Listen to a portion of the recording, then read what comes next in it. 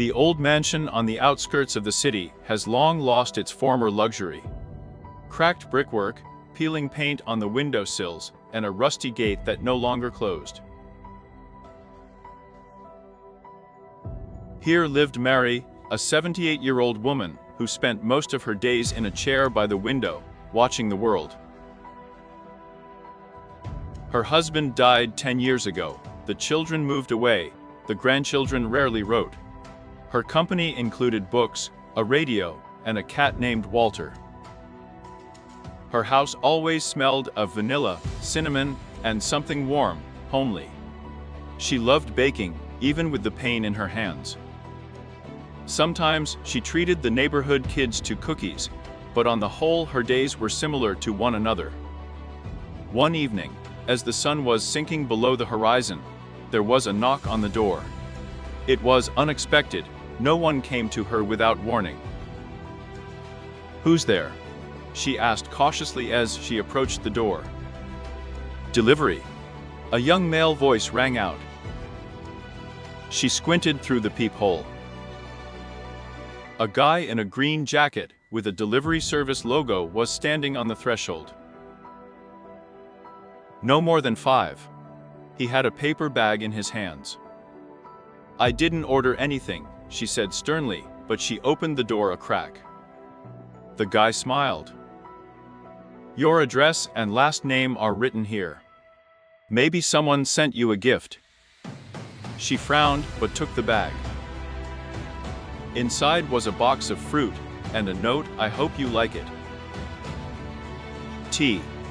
Mary didn't understand. "Who is D?" She closed the door, sat down at the table, and read the note several times. The next day the courier came again. "Good evening, Miss Mary," he said cheerfully. "How do you know my name?" "It's in the order." She crossed her arms over her chest. "What's your name, boy?" "Alex," he smiled. "And your name is really Mary, right?" She nodded. "So there's a new delivery for you." This time, there was a warm woolen blanket and another note in the package. "You're freezing in the evenings." T. Mary didn't know how to react. "Did you see who's sending it?" Alex shook his head. "I'm just a courier. But I like to bring you these packages. It's like a little mystery."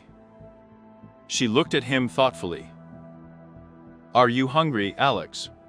The guy clearly did not expect such a turn. A little." "Then come in. I have fresh cinnamon rolls." He hesitated, but the old lady's smile was so warm that it was impossible to refuse. So began their strange friendship. Every day Alex brought her new parcels, and every day they had tea.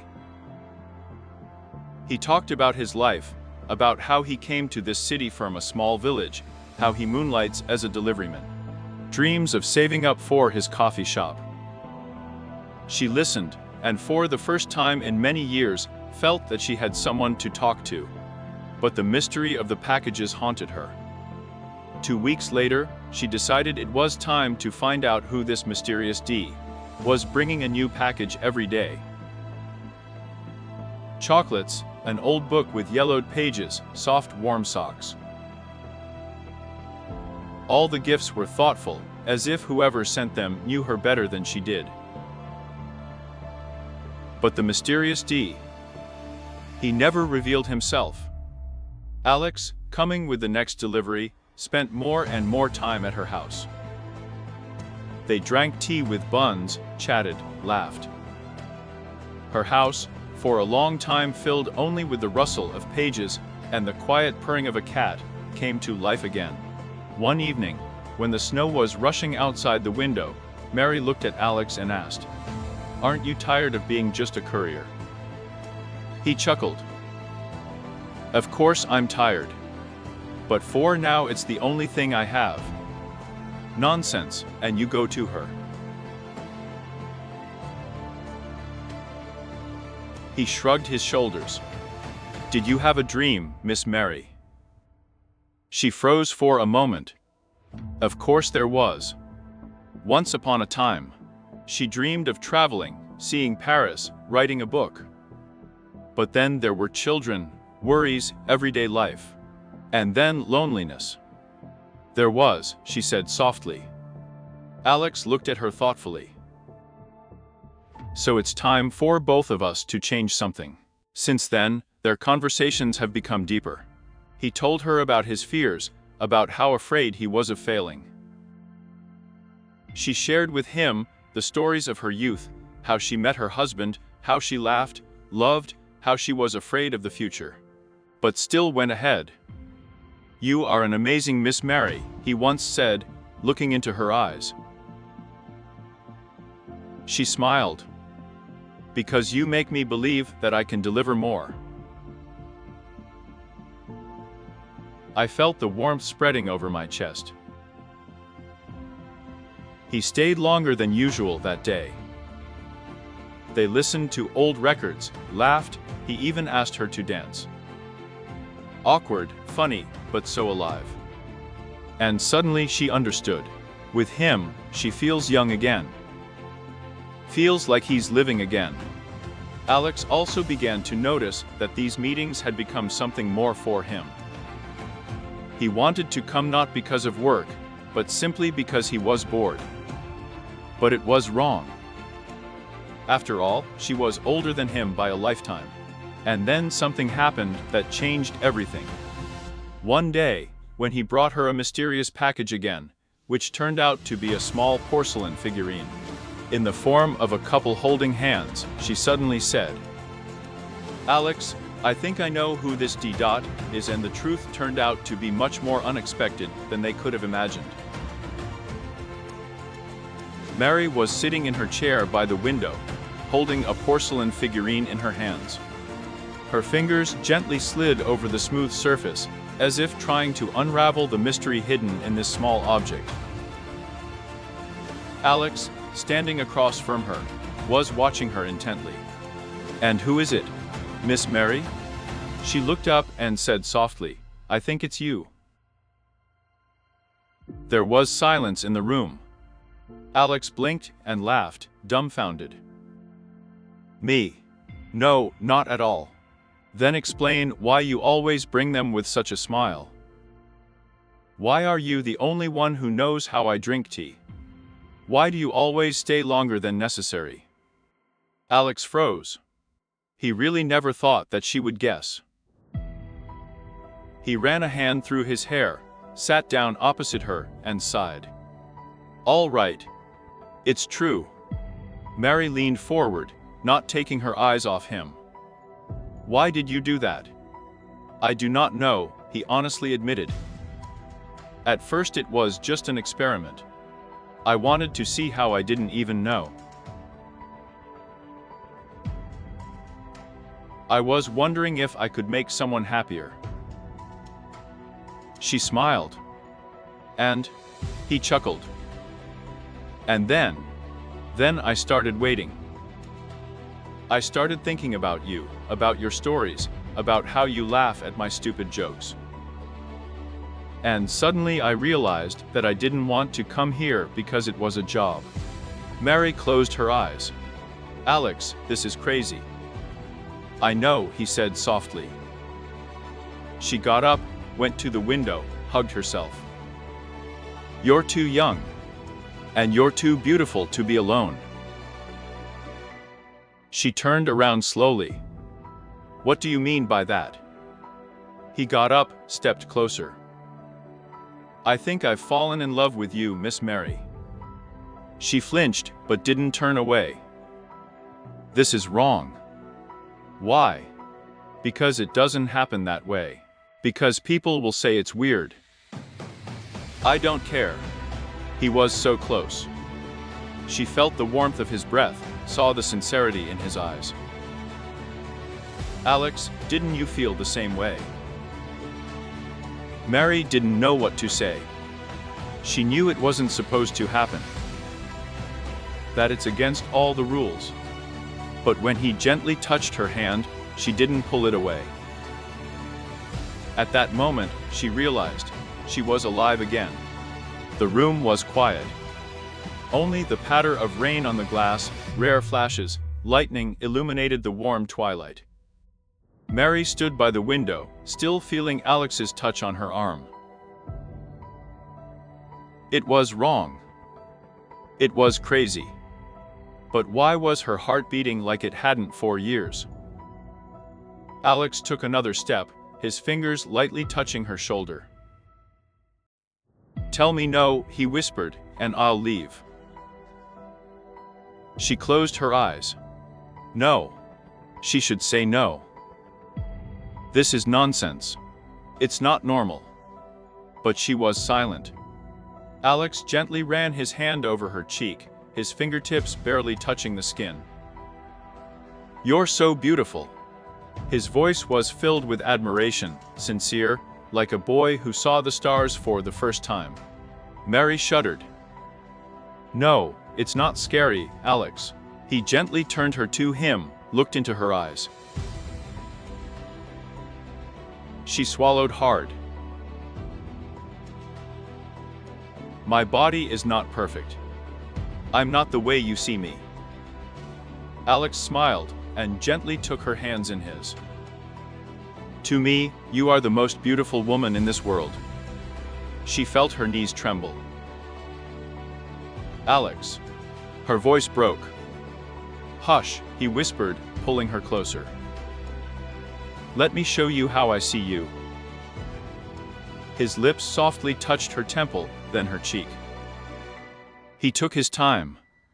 It was as if he was giving her time to get used to it, to accept it. And she did. Her fingers slid over his face, memorizing every feature. Young skin, warm, smooth. "That's how he is," she whispered. Alex bent down and touched her lips. Gently, like a butterfly setting that night, under the whisper of rain, under the flashes of distant lightning, they dissolved into each other.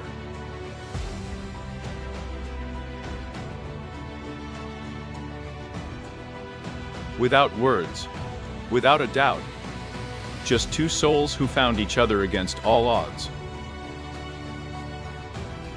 Golden Mary woke up earlier than usual. Her body still remembered Alex's touch. She turned slowly and saw him next to her. He was asleep, his breathing was even, his face so calm, as if he was dreaming of something good. She ran her fingertips over his cheek, carefully, as if she was afraid to ruin this moment. "Stupid old woman," she thought to herself, but a warm smile touched her lips. All night she struggled with doubts, but when Alex hugged her gently and tightly, all fears dissolved. He didn't feel sorry for her, he didn't do her a favor, he really wanted her. How could this have happened? How could a young guy see her as a woman, and not just an elderly lady to whom you can bring cookies and listen to stories? But he saw. And now he was lying next to her, serene, relaxed, as if everything was exactly as it should be. She wanted to get up, but it was worth it. Slightly tightened. "Are you going, Miss Mary?" Dream in it sounded a warm smile. "I wanted to make breakfast," she muttered, but he wouldn't let go. 5 more minutes. She laughed. "Alex. Please." He nuzzled her hair, inhaled her scent. "Won't you regret it?" Suddenly she asked quietly. Alex propped himself up on his elbows and looked into her eyes. "I'll regret it. That I love you." She froze. The word love sounded so simple, so natural, as if he didn't doubt for a second. "Alex. I don't want to hear any buts. I know what you're thinking. I know that you are tormented by doubts. But I don't feel like a child around you. I feel like a man." She squeezed his hand. "And I feel alive." Alex smiled.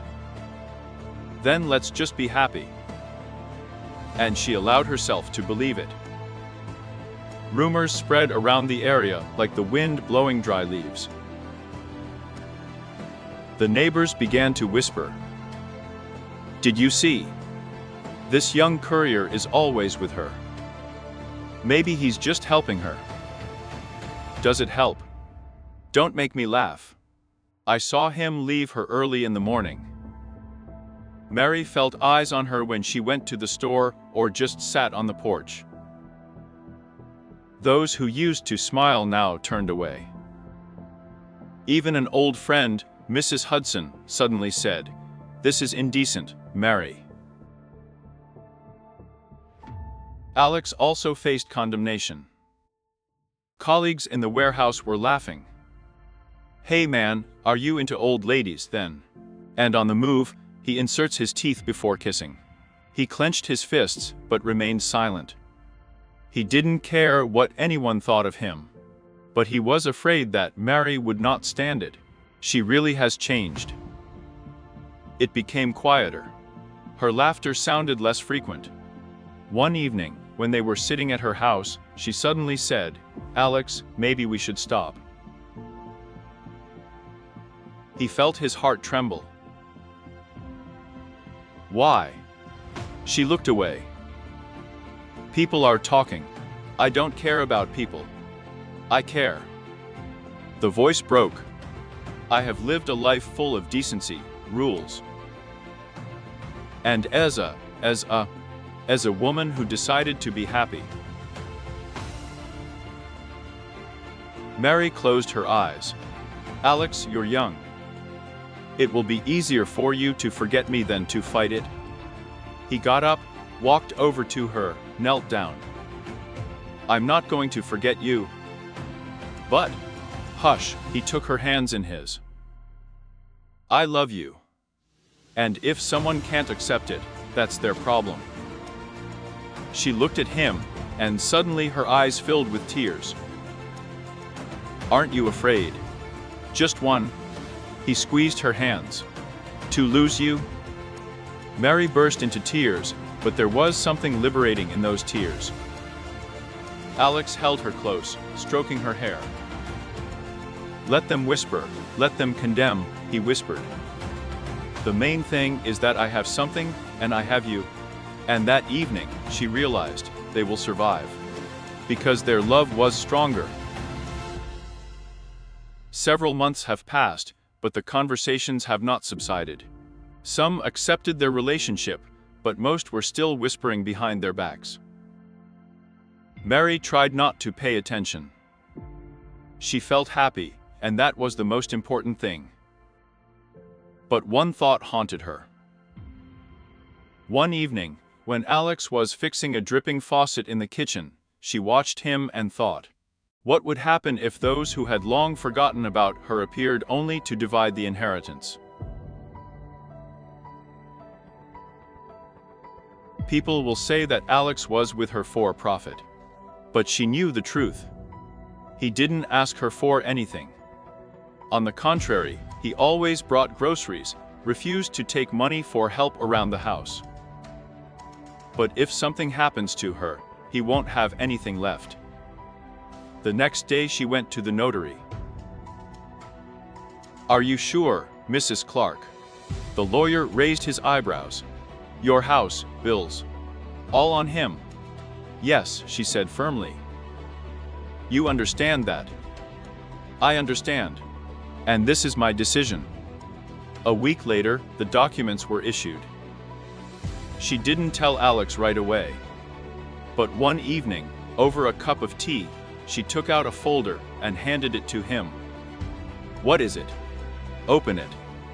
He unfolded the papers, ran through the lines, and then abruptly looked up at her with a stunned look. Mary, is this a joke? No. You signed everything over to me. Ta. He stood up, put his head in his hands. No, I can't accept that. You can. And you will. But people already think I'm with you for the money. Let them count. Why are you doing this? She smiled. Because I love you. And I want you to have a future. He came up to her, knelt down, and squeezed her hands. My future is you. Alex shook his head, smiled, and whispered, You're crazy, Mary. I just love you, Alex. And that night, he kissed her longer than ever, proving that money had nothing to do with it. The storm broke out a week later. When her daughter, Sarah, received a notification from a lawyer about the changes in the will, Mary's phone was not silent. Mom, are you crazy? Her daughter's voice was trembling with anger. You gave everything to this crook. His name is Alex. I don't care what his name is. He is young, handsome, and probably knows how to powder brains. Mary felt her insides go cold. Sarah. No. Don't you dare explain anything to me. The daughter screamed. Do you think he loves you? Do you really believe that? Yes, I do. There was silence on the phone. Then Sarah sneered. Then you're even dumber than I thought. She dropped the call. An hour later, a car drove up to the house. Sarah and her brother Tom came out. They didn't even ring the doorbell, but immediately burst into the living room, where Mary and Alex were sitting. You bastard! Tom hissed, coming close to the collection. You think you're the smartest, right? Tom. Calm down. Mary tried to intervene, but her daughter interrupted her. No, Mom. We won't let you make that mistake. Alex stood up. I understand that you are angry. Shut up, Tom said coldly. We're not talking to you right now. Alex clenched his fists, but said nothing. You can't order me around, Mary said firmly. I am an adult woman and have the right to control my life. Sarah laughed. Life? Or the remnants of this life? Mary felt her heart tremble. You're not just making a mistake right now, Mom, Sarah continued angrily. You're a disgrace to our family. I'm a disgrace. People say that you fell in love with a boy who will fall in love with grandmothers. They're laughing at you. Mary looked at Alex. He was silent, but his eyes were. I took a deep breath, to live as expected of me. I'm happy for the first time in many years, and you can't change it. He stepped closer. If you don't revoke the will, Mom, you're not part of our family. And you haven't been a part of my life for a long time. Sarah gasped. So that's it. You chose him. I chose Sarah. The daughter pursed her lips, turned around and left. Tom lingered for a moment, gave Alex a look full of hatred, and also left. When the door closed behind them, Mary sighed heavily and sank into a chair. Alex sat down next to her and took her hand. I'm sorry. She smiled faintly. For what? Did you lose your family because of me? Mary shook her head. I didn't lose anything. They left on their own. He squeezed her hand tightly. I will never leave you. She looked into his eyes. I know. That night Alex said he would be late. Courier work, he explained, kissing her forehead. Need to help a friend in the warehouse. Mary smiled. All right, dear. But 2 hours later, when she decided to walk around the block to unwind, her gaze accidentally stumbled upon a familiar silhouette. Alex. He was standing at the entrance to the bar, hugging a young girl. Tall, slender, with long dark hair. She was whispering something in his ear, and he was laughing. The same laugh that was once only for Mary. She froze. The girl leaned closer. Alex didn't pull away. Their lips met in a kiss. Mary felt the world crumbling. She didn't remember coming home. I didn't remember sitting down in a chair and staring. In the head. Was it all a lie? It must have been an eternity before Mary could move. Her fingers tightened on the arm of the chair, and pain boiled in her chest, turning into a dull rage. The phone was lying on the table next to it. She took it, but didn't know what to do. Call. Right? Smash it to hell against the wall. Eventually, her finger touched the screen, opening a dialogue with Alex. The last message was, "Love you, I'll be there soon." Mary Gorka grinned. She was about to close the phone when she heard the sound of a key in the lock. The door opened, and Alex appeared in the hallway. He, throwing off. "It's been a long day." He froze, meeting her gaze. "Has something happened?" Mary got up from her chair. "How was the work at the warehouse?" she asked in a flat voice.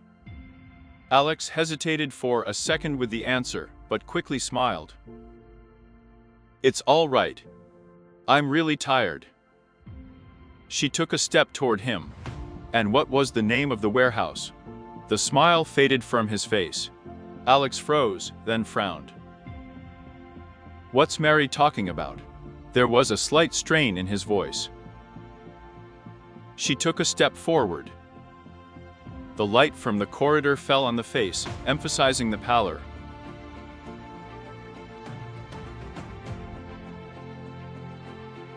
"Worked so long."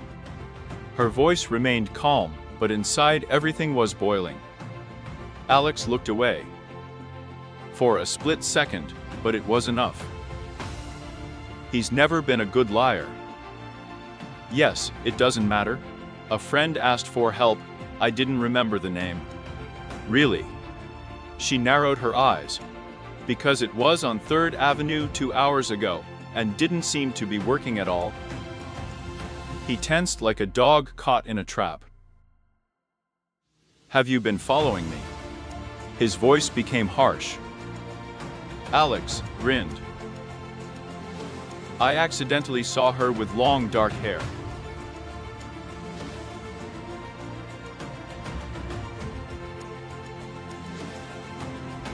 And the air became heavy, as if electrified. "Mary, it's not what you think." "Is it true?" Her voice was chilling. "Then explain to me, what exactly did I see?" Alex ran his hand over his face, pretending to try to find words. But Mary already knew the truth. Everything was obvious. This is not a random mistake. Not a single moment of weakness. It was a lie. A complicated, treacherous lie. She suddenly realized how long she had been closing her eyes. Delays, sudden business trips, missed calls. She justified that everything was fine because it was easier for her to live. But now she knew. "Did you even love me?" Her voice faltered. Alex looked at her, and his lips parted, but no words came. There was all the truth in that silence, and she hit harder than any words. Mary took a deep breath. Tears burned her eyes, but she didn't let them spill. "Go away, Alex." He took a step toward her, but she stepped back. "Mary." "No," she shook her head. "I don't want to hear your excuses. I don't want to know why. I've already seen everything I need to know." He froze. There was a flicker of fear, regret in his eyes, but it didn't matter anymore. "It's over." After a minute, he turned around, took his jacket, and silently walked out the door. Mary stood in the middle of the room, listening to the lock click. She took a deep breath. The pain didn't go away. She will stay with her for a long time. But along with the pain came a strange feeling. Freedom. She was no longer the one who closed her eyes. She was no longer the one who was being deceived. And that was the beginning of something new. The next day, Mary got out of bed with a clear decision. Cut Alex out of my life, once and for all. She knew that he was with her not only because of feelings. The money she inherited from her parents gave him a comfortable life. But now everything will change.